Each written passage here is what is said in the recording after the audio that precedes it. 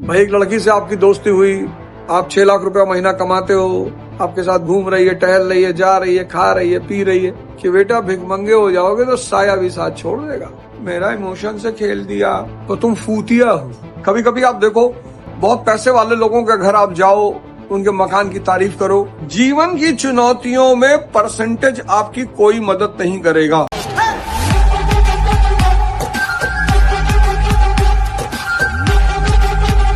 पढ़ाई किस लिए करनी है जीवन में? अपने विजन को बढ़ाने के लिए। पढ़ाई परसेंटेज के लिए नहीं की जाती। बहुत ये इतनी गलत धारणा इस देश में है। इस देश को जिन चीजों ने बर्बाद किया उसमें एक चीज है परसेंटेज की अवधारणा, प्रतिशत। इस प्रतिशत के चक्कर में इतने लड़के डिप्रेशन में गए, इतने।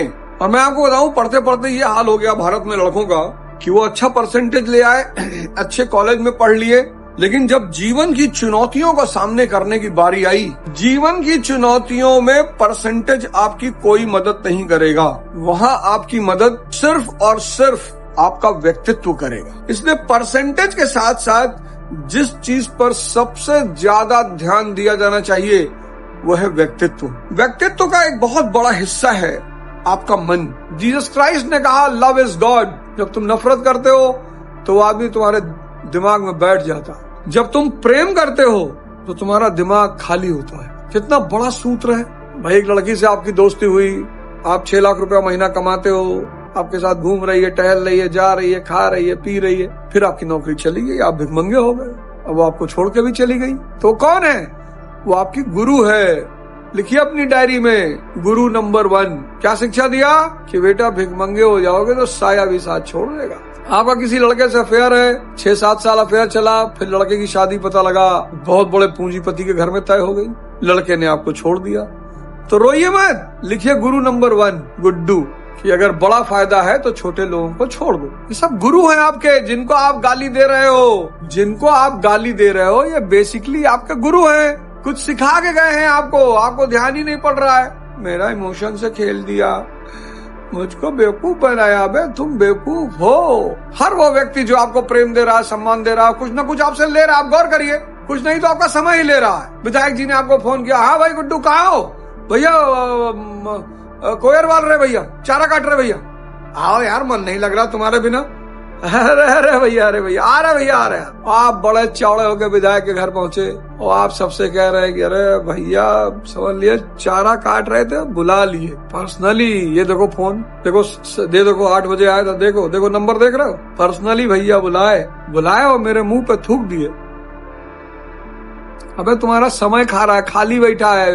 नेता को तो चाहिए ना 4 आदमी उसके साथ चले हैं। अब अगर तुमको टेंडर दे रहा है तब तो तुमको प्यार कर रहा है। स्ट्रीट लाइट लगवाने का ठेका दे दिया तब तो समझ लो तुम्हें प्यार कर रहा है। अगर महीने में तुमको 10 लाख रुपए कमवा रहा है तब तो प्यार कर रहा है। और महीने में तुमसे 10 रुपया नहीं तुमसे मिल रहा है उससे, तो तुम फूतिया हो। फूतिया, तुम बहुत बड़े फूतिया हो। बड़े वाले, बहुत बड़े वाले, मतलब अब क्या बताएं कितने बड़े वाले। सुरसा के मुंह की तरह फूतिया हो तुम, बहुत बड़े। जो भी व्यक्ति तुम्हें प्यार कर रहा हो, गौर करना तुमसे कुछ न कुछ ले रहा होगा। कुछ नहीं तो समय ही तुम्हारा ले रहा हो। तुमको लगता है समय की कोई कीमत नहीं है। जितने लोगों को लगता है कि समय की कोई कीमत नहीं, वो सब भिखमंगे हैं। क्योंकि समय की अगर कीमत पता चल जाए, किसी मरते हुए आदमी से समय की कीमत पूछो। आपने एक चीज गौर की होगी कि बाहर तनाव बढ़ गया है, मतलब एटमॉस्फेयर में एक तरह का हलचल पैदा हो गई। कुत्ते रो रहे हैं, कहते ना जानवरों को अंदेशा हो जाता कि कुछ गड़बड़ होने वाली। मनाइए कि अगले 10 अप्रैल तक ये युद्ध रुक जाए, जिसकी संभावना कम दिखती है, क्योंकि युद्ध अगर रुकेगा नहीं तो फिर बहुत संकट पैदा हो जाएगा। कल गवर्नमेंट ऑफ इंडिया ने डिक्लेयर किया है कि 74 दिन का तेल है हमारे पास। 74 दिन का तेल है तो फिर वो एसेंशियल वस्तुओं के लाने ले जाने के लिए दवाइयां हैं, बहुत सारी चीजें हैं। उस तेल को अब टूर में खर्चा नहीं किया जा सकता। अब नहीं हो सकता कि सैटरडे को निकल जाए हरिद्वार या फ्राइडे को निकल जाए शिमला और घूम कर आए। अब ऐसा मत करिए। थोड़ा सा संयम रखिए, थोड़ा सा विचारशील बनिए और संभालिए खुद को भी और संभालिए अगल बगल के लोगों को भी। पॉजिटिविटी फैलाने की कोशिश करिए, एक दूसरे के सहारा बनने की कोशिश करिए, एक दूसरे की मदद करने की कोशिश करिए। मैंने शुरुआत में ही कहा कि विरोध, आलोचना ये सब प्रजातंत्र के एक अंग है, लेकिन जैसे ही संकट पैदा होता है तो सबको एकजुट हो जाना चाहिए। सब लोग एकजुट होकर एक दूसरे की मदद करेंगे, देश की मदद करेंगे, यही हमारा धर्म है। अब कोई किसी की आलोचना ना करे, कोई किसी की बुराई ना करे, कोई किसी को गाली ना दे।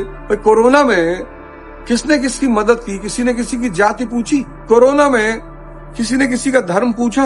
जिसने भी किसी को खाना दिया, अगले ने उसको भगवान की तरह देखा। हमारी एक टीम थी लखनऊ में भी, दिल्ली में, जिसका काम था, जो लावारिस लाशें थी, मतलब बहुत सारे लोग मर गए, उनके घर वाले ही नहीं आए। भय, डर, एकजुट होने की जरूरत है। अब आपस में लड़ने की जरूरत नहीं है, अब आपस में झगड़ा करने की जरूरत नहीं है। कह रहा है सिगरेट पीने से कंसंट्रेशन बढ़ता है, तंबाकू खाने से बुद्धि बढ़ती है, और न जाने क्या क्या।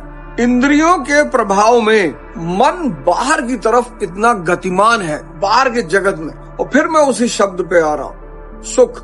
जब भी आप अपनी उपलब्धियां किसी को समर्पित करते हो तो आप अहंकार से बच जाते हो। कभी कभी आप देखो, बहुत पैसे वाले लोगों के घर आप जाओ, उनके मकान की तारीफ करो, गाड़ी की तारीफ करो, कहेंगे जी आप ही का है, या कहेंगे सब गुरु की देन है, या कहेंगे सब भगवान का आशीर्वाद है। अब एक बड़ी आवश्यक सूचना ये है, तनाव बढ़ रहा है बाहर, लेकिन पैनिक मत होइए। जो भी व्यक्ति पैनिक होगा उसका सारा काम खराब हो जाएगा।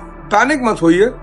जैसे हमने कोरोना के टाइम एक दूसरे को हाथ बढ़ाया, एक दूसरे की मदद की, हम सब एक दूसरे का सहारा बने, बस वैसे ही इस देश को एक बार फिर से एकजुट होने की जरूरत है। जैसे ही कोरोना के समय प्रधानमंत्री जी ने कहा है, और कहते हैं ना, संकट के समय कोई विरोधी नहीं होता।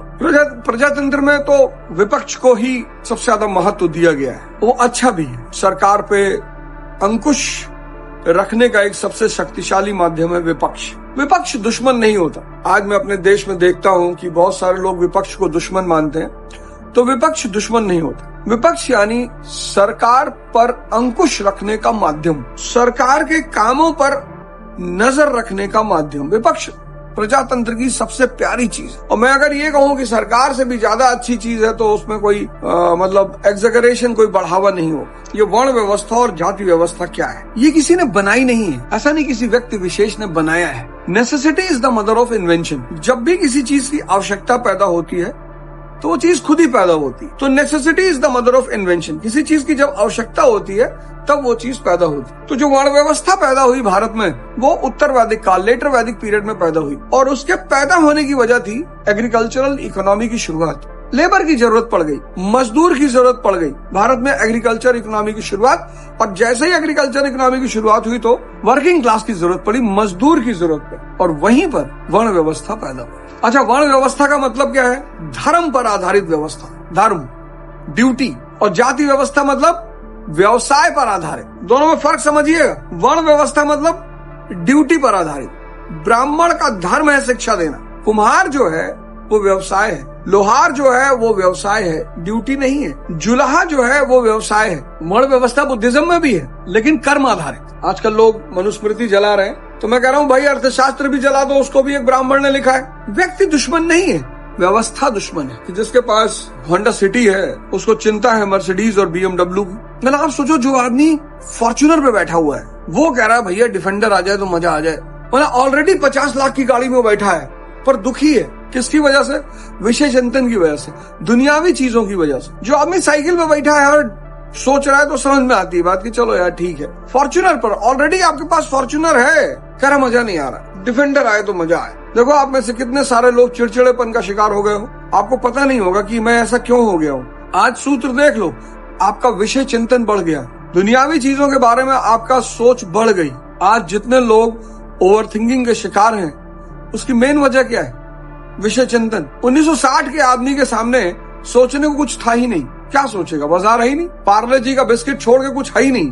1960 की बात कर रहा हूँ। अभी Logix mall, Emporio mall, DLF mall, बस आप मॉल में चले जाओ और लोग मॉल में घूमने जाते हैं, लोग मॉल में घूमने जाते हैं। तो विषय चिंतन, विषय चिंतन से कामना, कामना अगर पूरी नहीं हो रही तो क्रोध।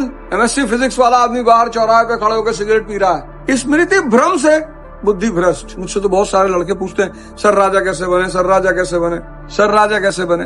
देखो भैया, कई तरह के ब्लड ग्रुप होते हैं शरीर में, A positive, B positive, O positive, O negative. ऐसे ही एक और ब्लड ग्रुप होता है, चपरासी positive, Babu positive, entrepreneur positive, IS positive, मंत्री पॉजिटिव, राजा पॉजिटिव। अगर तुम्हारा ब्लड ग्रुप राजा पॉजिटिव है तो वो तुम्हें अपने स्थान पे ले जाके छोड़ेगा। तो 2 तरह के ब्लड ग्रुप होते हैं। अच्छा, कभी कभी क्या होता है कि आपका ब्लड ग्रुप नहीं है, मतलब आपकी किस्मत में नहीं है। किस्मत बदलने का बस एक ही सूत्र है, सिर्फ एक, और उस सूत्र का नाम है गुरु।